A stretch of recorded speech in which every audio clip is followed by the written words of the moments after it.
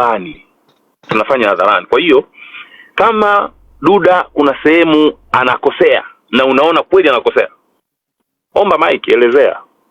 Watu watapima waliokuwa wengi kuona kweli pale yule mtu anakosea. Alafu watu wataona kwamba kweli yule mtu anakosea, kuna vitu vya kurekebisha. Lakini ukija tu na miemko au na emotion zako nyingine, anachokikosea kina add value au akiadd value, ndio kitu cha msingi.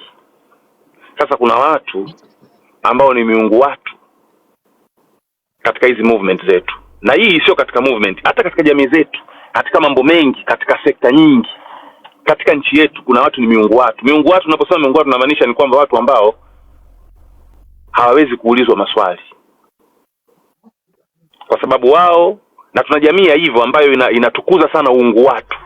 Yaani tuna jamii ambayo kuna mtu unasikia yule alikuwa mtemi bwana, yule bwana ndio nani pale, yule ndio mkuu wa wilaya, yule ndio rais, yule ndio mbunge, yule ndio aliwata, ni yule. Hivi vitu havitufikishi mahali, kwa sababu ukubwa wa hivyo ni ukubwa wa uongo. Katika jamii ya watu walioendelea kweli hakuna watu wakubwa, hakuna watu wakubwa, hakuna watu wakubwa. Yani hakuna mkuu wa polisi ambaye ni mkubwa kuliko wote, ambaye watu wanamjua, watu wote hawamjui mkuu wa polisi. Mimi simjui mkuu wa polisi sasa ninaoishi, na ninapoishi mimi nimeishi miaka 23. Lakini ukiniuliza mkuu wa polisi nani, simjui hata mmoja. Lakini polisi wanafanya kazi yao vizuri, kwa sababu hakuna ukubwa. Taasisi inatakiwa iwe kubwa kuliko individual. Sisi tuna tabia katika jamii yetu, individual wanakuwa wakubwa kuliko institution wanaziongoza. Yaani IGP anakuwa famous, anakuwa popular, anakuwa mkubwa kuliko hilo jeshi la polisi analiongoza, kitu ambacho sio sawa. Kwa hiyo matokeo yake hatuongozwi na polisi, bali tunaongozwa na IGP. Na watu hawataki kufuata PGO ya polisi nasema nini, wanafuata mkubwa fulani, na kila mtu anataka kumjua mkubwa. Hiyo tabia tunaijua wote, ndio iko hivyo. Kwa hiyo kila mtu Tanzania anataka kumjua mtu fulani anayeongoza kitengo fulani au taasisi fulani ili tu apindishe sehemu. Lakini ilitakiwa watu wafate sheria. Hauna haja ya kumjua hakimu, hauna haja ya kumjua jaji, kwa sababu wewe kitu pekee kitakachokufanya uwe salama ni kufuata sheria na kuitii. Lakini Tanzania iko hivyo, lazima ujue majaji, lazima ujue mahakimu, lazima ujue watu fulani ili mambo yaende. Kwa tunaishi kila siku tunataka kusurvive, kutoboa ili tuweze kufika kesho. Kwa tunafanya mambo sio sawa, tunafunika hapa, tunakwenda hivi, ndio maana vile vitu vinakuwa havina thamani, haviwi bora. Vitu vyetu havina thamani, madini yetu hayana thamani, watu wetu hawana thamani, vitu vyetu vingi, biashara zetu, pamoja na vitu vizuri na nchi yetu tunavyosema nzuri, lakini inakuwa haina thamani kwa sababu hakuna ukweli katika jamii yetu. Kuna watu ni miungu watu. Ukiangalia katika familia, kuna mtu kwenye familia akishaamua kaamua, either yuko right yuko wrong, kashaamua. Kuna watu wanabaka watoto kwenye jamii yetu, hawawezi kuulizwa maswali kwa sababu ni wakubwa, kwa sababu wanamjua fulani. Kuna watu wanakanyaga watu, kuna magari yao yanakosea, wanafanya vitu vinginevyo, jamii yetu haulizi. Kwa hiyo tabia tumekuwa tukiona, na kwa sababu tupo katika hiyo cycle, tupo katika hiyo community, hatuoni kwamba tufikirie nje ya box kwamba watu wakubwa tuanze kuwaoji.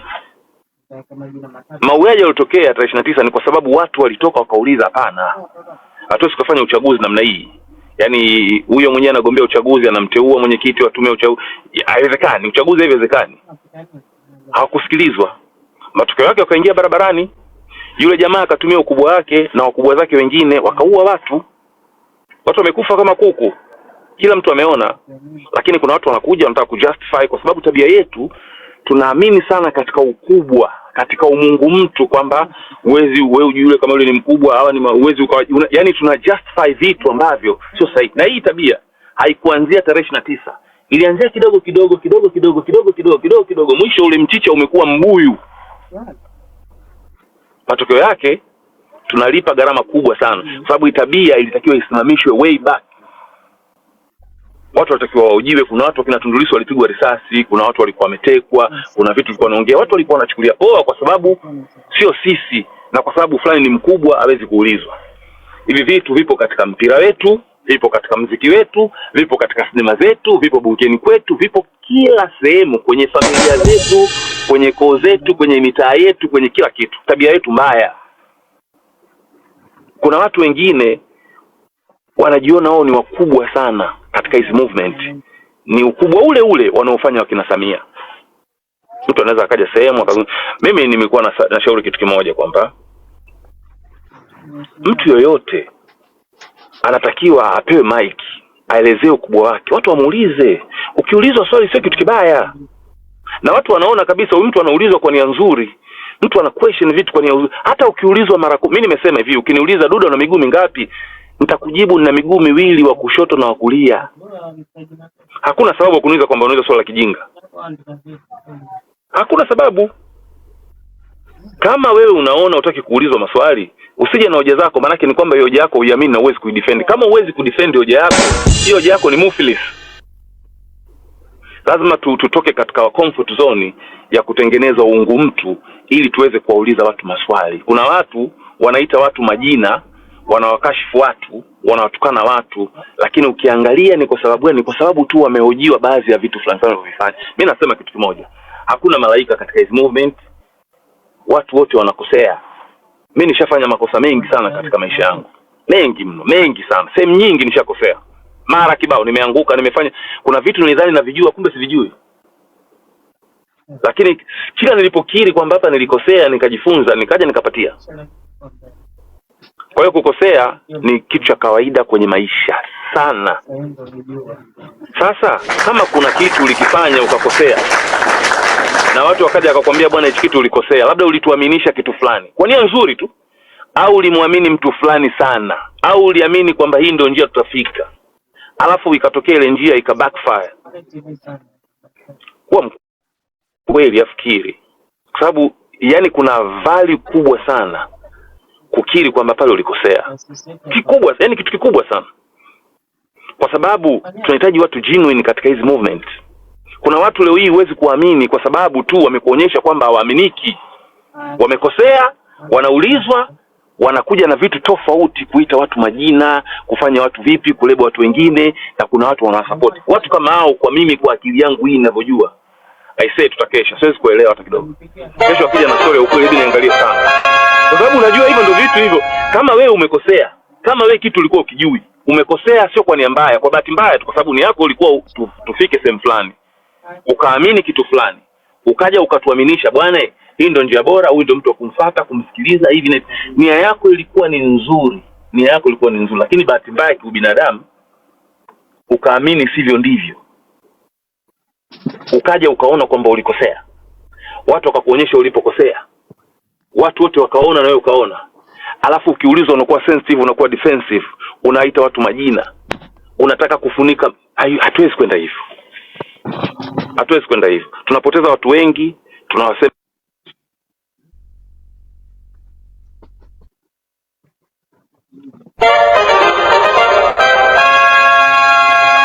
kwenda namna hiyo. Kwa hiyo mimi niseme kitu kimoja.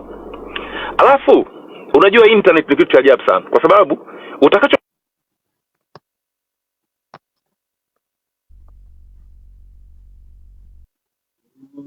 na rekodi kitakuja kuonekana tu. Sasa tuwe wa kweli kama tunataka kweli dhamira ya kweli. Na mimi najua watu wengi hapa wana dhamira ya kweli. Sio mimi siamini katika kwamba kuna watu wana dhamira mbaya. Isipokuwa tu kuna ule unyani wetu ule wa kuona kwamba mimi ni mkubwa, mimi ni fulani, mimi natakiwa nititiwe hivi kwa sababu niko hivi.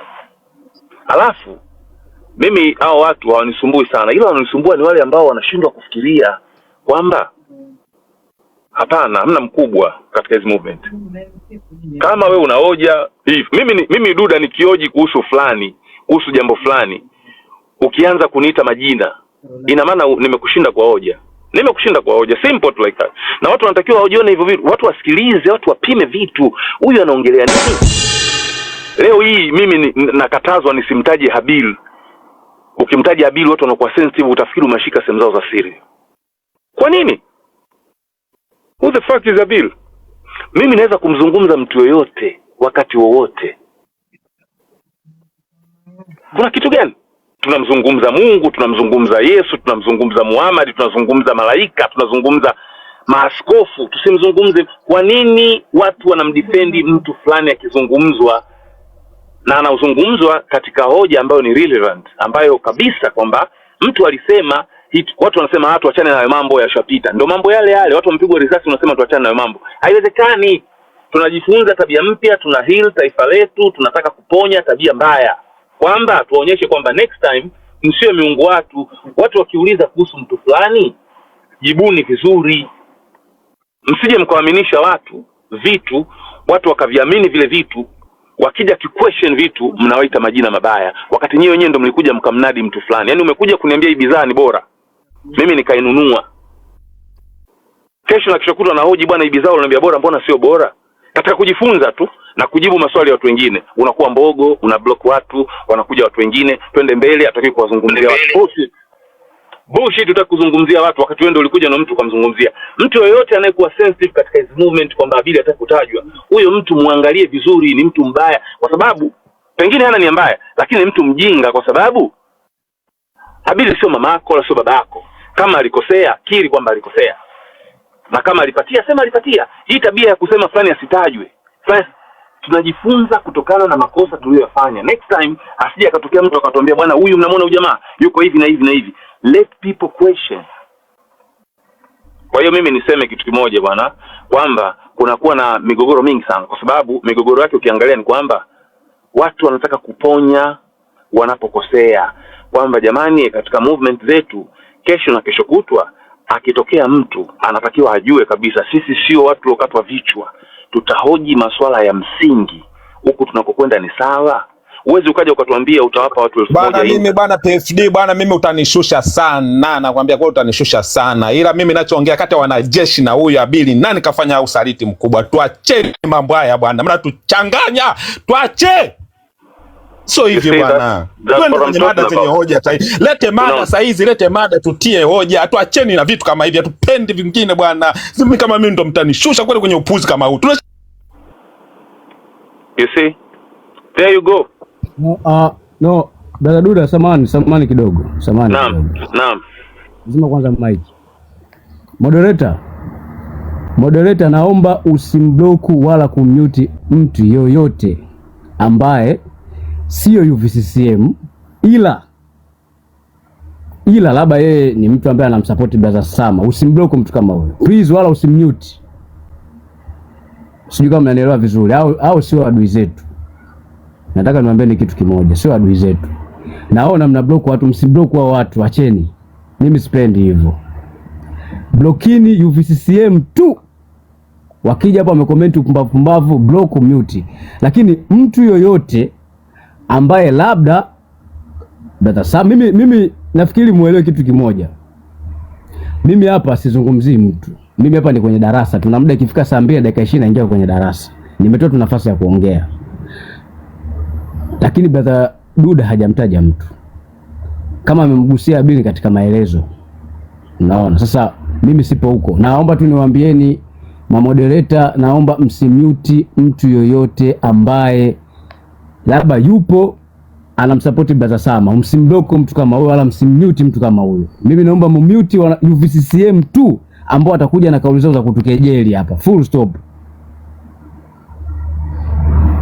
Sio kama mnanielewa vizuri, kwa sababu nimefanya kwa sababu tusifikie huko. Na mimi kwenye live yangu wazee ni darasa tu. Mimi hapa sizungumzii mtu. Yaani hapa ikifika sana leo nimesema nazungumzia nchi ya Nepal. Hii ni exclusive class, kwamba walifanya mbinu gani kuwatambua mamluki. Kwa leo tujifunze hiki kitu na tugundue kwamba wenzetu walifanyaje kuwatambua mamluki. Mtaona njia ambazo walitumia wenzetu. Kwa hiyo naomba moderator dilini na UVCCM please.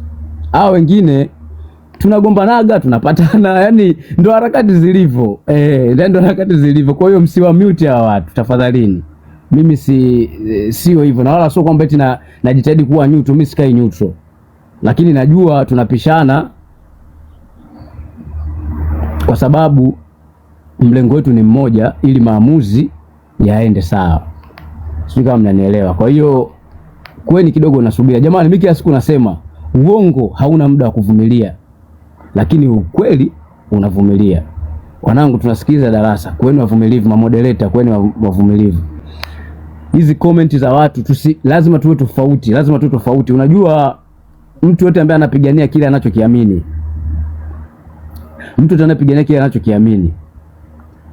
huwa hapaniki. Yani siri ya kupaniki, cha kwanza inamaanisha kile unachokifanya ni uongo. Yaani ukiona mtu kaongea kitu afu ukapaniki, ujue kile unachokifanya ni uongo. Kwa nini upaniki wakati wewe ni mpigania haki na mtu amekuambia wewe ni mamluki? Kipi kinachokufanya upaniki? Huwezi kupaniki. Wewe unachotakiwa kuendelea kusimama. Mtaona hapa, mimi leo nitaongea hapa, mtaona wenzenu waliwagundua vipi mamluki. Mtaona hapa, mimi mzee wa darasa tu. Kwa hiyo moderator, na waombeni sana wa mute UVCCM tu, akija amecomment kutuzi haki. Sasa hawa wenzetu tunapishana, baadaye tunakuwa pamoja. Sasa kwa nini una mute? Usimute, muachie na wala usimdogo. Kwa hiyo ili nini tunajitahidi kutengeneza demokrasia, kwamba kila mtu awe na maoni yake. Kuna watu hapa wanamcrash Brother Duda, unaona mimi na suggest kitu chochote, lakini kuna watu wanamsupport Brother Duda. Unaona, ukiwaacha ndio watashusha live wao. Sasa hatuwezi kupigana sisi wenyewe kwa wenyewe, ndugu zetu, hatuwezi. Yani wewe acha tu kwamba wacrash na nini, atamaliza Brother Duda, tutaingia kwenye klasi, tukianzia kwenye darasa hapo, mtaona watu watavopungua hapo, watabaki wale watu wetu ambao kila siku wanasikiliza darasa letu. Toa dakika 3 kwa mimi, sitoagi dakika. Principle ya live yangu naongeaga kila siku, mimi sitoi dakika, kwa sababu mimi mlengo wa live yangu ni trust the process. Lazima uwe mvumilivu kama kweli wewe ni mwanaharakati. Kwa namwachia mtu aongee kwa muda wake. Wewe kama unataka kuongea utavumilia. Mimi sitoagi muda. Hiyo ni principle ya live yangu. Mtu yote awe ni mgeni awe ni mpya, yani ongea, upange pointi zako wewe tu, ujue kwamba kuna watu wanatakiwa kuongea. Mimi ndo live yangu iko hivi, sitoagi muda kabisa. Lakini naendaga kwenye live zingine napewa muda, PFD ongea dakika 3, sawa, lakini mimi sitoagi muda. Sasa kwa ndugu zangu ni hivyo, na hapa hatuzungumzii mtu. Hapa hatuzungumzii mtu. Kama Brother Duda kapishana, kwani huyu Brother Duda sijuze walikuwa wanapatana na Brother Sama, walikuwa wanacheka, tumecheza sijui mpira wote. Sasa watu leo wamekosana, kuna watu mnaingia mnahisi kwamba watu wako serious. Hawako serious. Ila kwa sababu ni wanaume lazima kupishana, alafu baadaye tena mambo yanaendelea, ndio sifa ya wanaume. Sasa kuna watu mnaingia tu kwamba mnaweka ushabiki, lakini hao jamaa hawana ugomvi. Mimi ndo nawaambieni sasa. Duda kila siku anazingwana na Brother C6 kila siku, lakini mnahisi kwamba wana ugomvi. Hawana ugomvi. Ila ni kawaida ya mwanaume. Wanaume ndio waga tu kwa hivyo. Yaani mwanaume anasimama kwa kile anachokiamini. Hata wewe unipinge kwa sababu ni mwanaume mwenzangu, lazima na mimi nikupinge kutokana na fakti zangu. Ndio siri ya mwanaume. Lakini sasa kuna watu mnaingia kwenye ule ushabiki, unaweza kuacha kwa Duda sijui ni no. Sijuzi walikuwa wanaongea wanacheka. Kwa ni hivyo. Sasa Brother Duda, malizia kwa kifupi hapo, na wengine wape kwa muda wa fasta kwa sababu saa 2 dakika 20 hapa tunapiga darasa letu, na leo tunajifunza ni exclusive. Hii ni exclusive wazee, exclusive class. Sasa wenzetu wajaribu kuwatambua mambo. Kweli. Endelea. Kweli kabisa, yani watu wengi na hicho kitu niko concern. Mimi niseme hivi, mimi nimekwepa mishale mingi sana. Alafu mimi kazi yangu mimi nilikuwa mchezaji mpira. Nasema kila siku mimi nilikuwa footballer. Nacheza mpira uwanja wa Taifa pale. Kuna watu 60,000 wananiangalia mimi. Unapita mtu anakuita, "Bwana fulani njoo," unasogea unafanya kwambia mama. Unaenda pale anakuita na unasogea karibu uso kwa uso hivi. Kama anakuambia bwana kumamako bwana acha kulegea kaza. Unawiti. Poa unaenda hivi. Saa nyingine tunafungwa, tunapigwa mawe, tunafanywa hivi. Tumeshaye kuletwa feed force pale uwanja wa Taifa, tumefungwa Tanzania na Sudani. Mawe kwenye costa mtindo mmoja, mtu anakutukana, lakini poa. Matusi yani sijaanza kusikia hapa. Anyway, nimalizie kwa kusema kuna mtu ameuliza hoja yako ni nini. Mimi naona kwamba tunagombana katika hizo movement, hatuna ugomvi. Issue ni kwamba tunajaribu kuweka alert kwamba next time maswali ukiuliza kuhusu watu msiwe sensitive, mkawazuia kuongea, kwa sababu mkifanya hivyo mnatumia nguvu nyingi kuprotect watu. Tabia ile tunayochukia Kumbe kuna maswali mengine wewe unaweza ukawa uone kitu, mtu akakuuliza swali ukaona kitu ambacho ukione. Tuheshimiane kwamba hata watu wengine wanauliza pia ni watu katika hizo movement, na hiyo wakioji vitu hawaoji kwa ubaya, hawaoji kwa ubaya, lakini kuna vitu wanavyoji hivyo. Kwa hiyo tukisema vitu viache, ni kwamba ninachojaribu ni kwamba next time, way forward, kama mtu amekuja hapa ameongea vitu fulani, mkubali pia kuuliza maswali. Haya maswali sio vitu vibaya, tusiwe negative kwamba kila swali linaulizwa kwamba mtu anataka kumputi mtu down au vipi. Mimi nauliza swali langu, nataka kujua, nianza kunisakama, kuniita mamluki, inakuwa sio fair. Kesho na kesho kutwa nitakuona unamuita mtu mwingine mamluki, kumbe mamluki kweli, nitaona kama ndio tabia yako. Kwa hiyo hatuna ugomvi kama alivyosema brother PFD. Mimi no, yani uwezi ukawa mshikaji wangu afu ukajani ukadhani wewe ni mshikaji wangu permanent, ukizingua mimi sikwambia mimi niko hivi. Mimi lazima nitakwambia, kwa sababu mimi huru, mimi sio chawa, siwezi kuwa chawa, sina shida ya kujipendekeza kwa mtu, stafuti maarufu chochote. Yani kwa hiyo naishi katika principles zangu. Nitakuuliza, yani hata UPFD upate muumba mtu yoyote, nikiona umetoka nje ya msanda nitakwambia hapo sasa utanijibu wewe kwamba sio sawa, kwa nini kuna kitu sikioni. Kwa hiyo ndio tunavyojifunza, watu wote tumepitia hii process, ndio maana watu wanajifunza vitu. Ukiwa hutaki kufanya hivyo vitu, kaa nyumbani kwako na mke wako, panga mipango yako nyumbani kwako, mtu atakuingilia ita kwamba way forward, yaliyopita sio ndwele. Kama ulifanya kitu fulani kwa nia nzuri kenda vibaya, kiri, sema nilikosea, au usiseme umekosea, lakini una sababu ya kuwalebo watu wetu, kutukanana, kuleta maugomvi kwa sababu tu kuna mtu anatajwa. Unakuwaje sensitive mtu wa kiume anapotajwa mwanamume mwenzio? Yani Kwa hiyo mimi niseme kitu kimoja, nimalizie kwa kusema nashukuru kwa muda, lakini malengo yangu sio kumputi mtu down wala sio kujikweza. Pokuwa tu way forward tutakutana na vitu kama hivi vingi sana. Tujaribu kuwa watu wa kuhoji vitu kwa nia nzuri, na tuoje hadharani ili watu wengine wasikie kama hoja zetu zina mashiko. Hoja bora zaidi sio kuita watu hoja inatakiwa ipingwe na hoja bora zaidi. Mtu bwana duda hivi asianze. Mimi kwanza sitaki mtu adefend jina langu, I don't like it. Mtu akinisema kama ana kitu chake, mimi ukidefend jina langu sana ndio nikiambiwa mimi polisi mquestion mtu, mwambie thibitisha, lakini usimtukane mtu msenge kwa nini muita duda hivyo. No, I don't like it. Mimi sio chawa na sitaki uchawa, sipendi uchawa.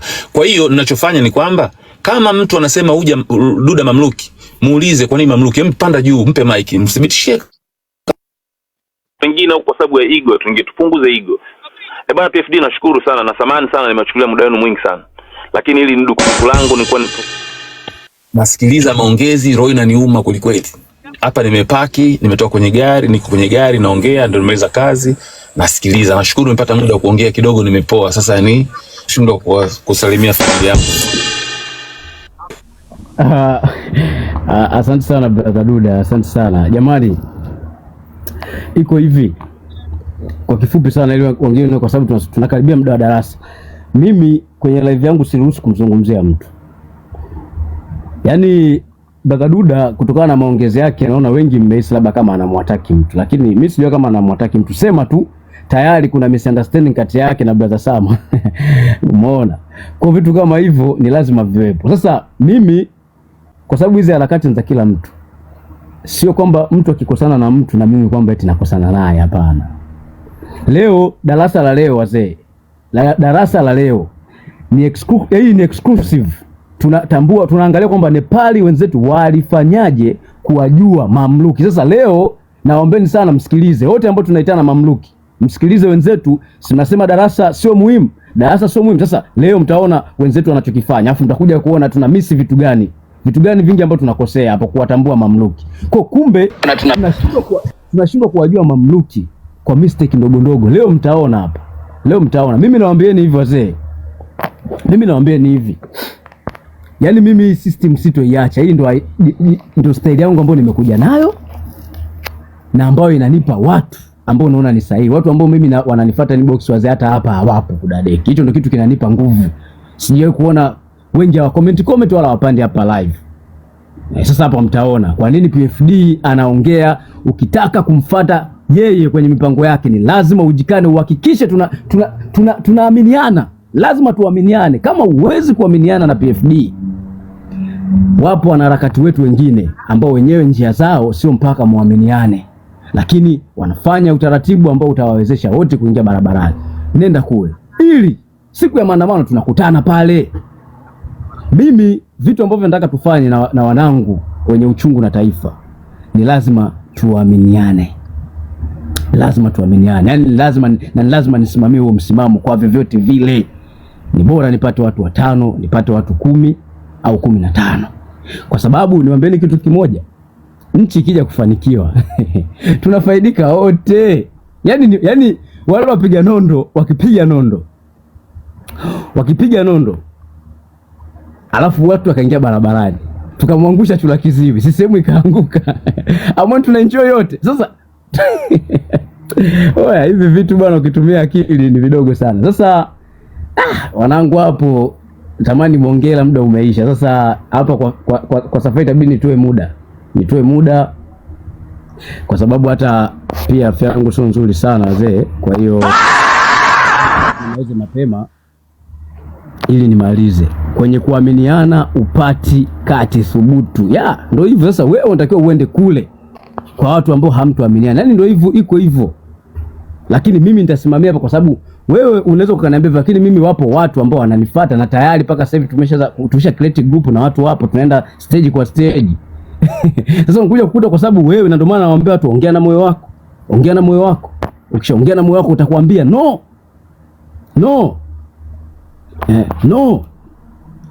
Usiende kwa PFD, utaumia. Moyo ukikwambia hivyo usikilize, nenda kule unapokutuma ili ufanye kitu kutoka ndani ya moyo.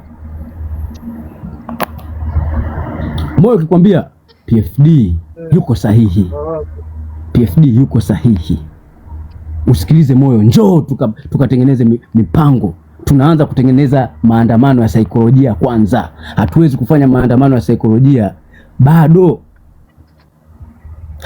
hatuaminiani. Never. Maandamano ya saikolojia faida yake ni nini? Tunajua kwamba siku tukipanga maandamano kitaki kinaitika. Leo Arusha wako wanakula nyama za Pomakonda, tena wamejazana kule. Arusha wako wanakula nyama. Arusha wako wanakula nyama. Sasa unakuja kuona kwamba kumbe tunachokifanya hapa hakiendi sehemu yoyote. Tunapiga kelele za nini? Kumbe hakiendi sehemu yoyote. Kwa ni lazima tufungue watu akili ili kila mtu aongee na nafsi yake, afanye maamuzi ndani ya moyo. Napiga kelele hapa afu leo hii Makonda ameenda kuwapa hata nyama wamejaa kule. Uone kama inaumiza mwafu. Sisi huku tunapigana mamluki, tunaitana mamluki, watu wako wanakula nyama kila siku, tunawapiga vitu akina Makonda. Ndio mje kugundua kwamba kumbe bado elimu haijafika kitaa. Mimi nitaendelea kwa sababu na trust the process, nitaendelea hivi toka nimeanza kujifunza hizi nchi. Nimeona wengi walichukua uvumilivu wa hali ya juu, na mimi napita nao hivyo. Niko lazima nitengeneze crew ya uhakika ambao tutateki time. Sina haraka, na ndio maana unaona mimi sijawahi kutuma link. Mimi Discord yetu tayari ipo, lakini ile ni ya kikazi tu. Ile ya kwetu ya Gen Z ipo kule kama kawaida, tunawaita watu mashuhuri tunaongea, lakini sisi ipo yetu ya kikazi ambayo linki yani mtu unaamua kwa maamuzi yako ndo unatumiwa linki. Naweza mkoona jinsi gani tuko serious na hivi vitu. Naweza mkoona jinsi gani tuko serious na hivi vitu wazee. Sisi tuna maumivu. Wazee, yani nilikuwa tamani ningie kwenye darasa hapo. Hebu kwa kifupi sana hapo. Kwa kifupi sana. Baza Shesha karibu, utaingia WWE JJ Loveness. Karibuni. Sasa mimi nitatumia muda mfupi kabisa maybe dakika 2 ama less.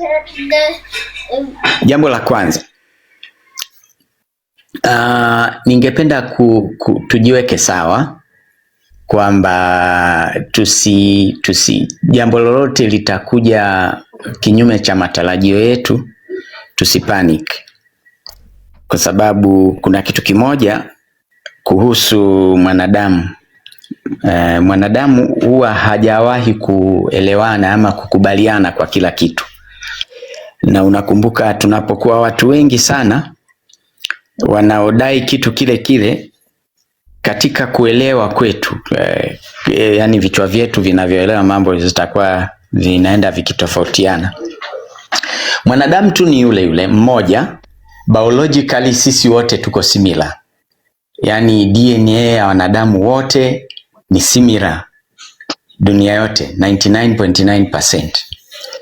Pia huyo mwanadamu anaitwa genetic homogeneity, yani hakuna mwanadamu mpya, hakuna yule yuko juu kuliko mwanadamu mwingine. Sasa nafikiri tukichukua katika hiyo hali, then tutaweza sasa kuanza kubalance. Ndugu zangu, haya mnayoyafanya hapa, haya ni mambo makubwa sana. Mnaelewa kitu mnafanya kweli? Mnafanya kitu kinachohusu taifa la watu milioni 70 kwa sasa, lakini taifa hili ndani ya miaka 10-20 itakuwa milioni nyingi, hata itafika milioni 100 plus. Sasa kwa mabega yetu tunabeba huu umati wote, na katika kubeba huu umati wote, mitazamo ya huu umati ni tofauti. Hatuwezi kuyafikia kuridhisha hawa watu wote kwa mara moja, tuwaridhishe wakae waelewe hatuwezi kuwaridhisha. So tutafanyaje? Kile tunachohitaji kufanya, tunalo goal. Mtu akija akikuvunja moyo, wewe usimwangalie anayekuvunja moyo, usisikiliza anachokisema, wewe angalia goal.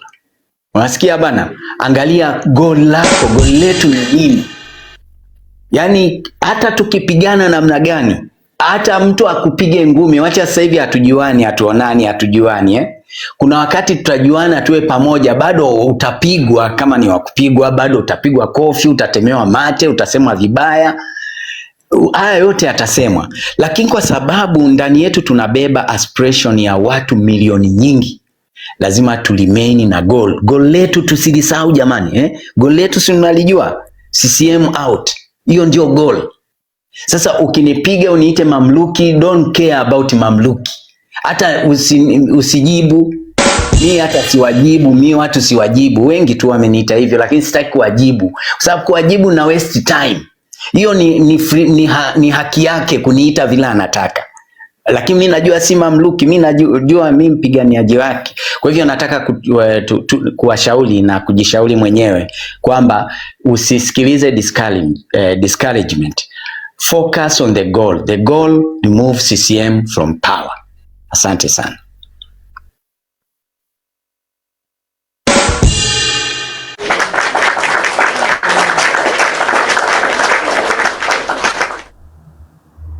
Asante sana brother Shesha, asante sana. Jeje, karibu kwa kifupi sana. Dada Loveness kama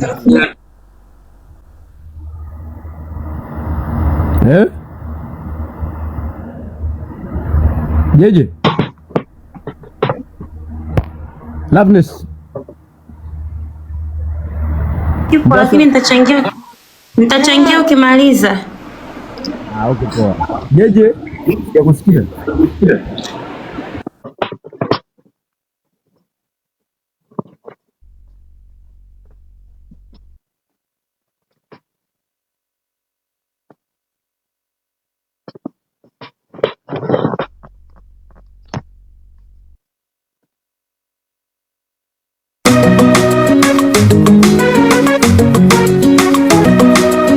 Constable Kenya.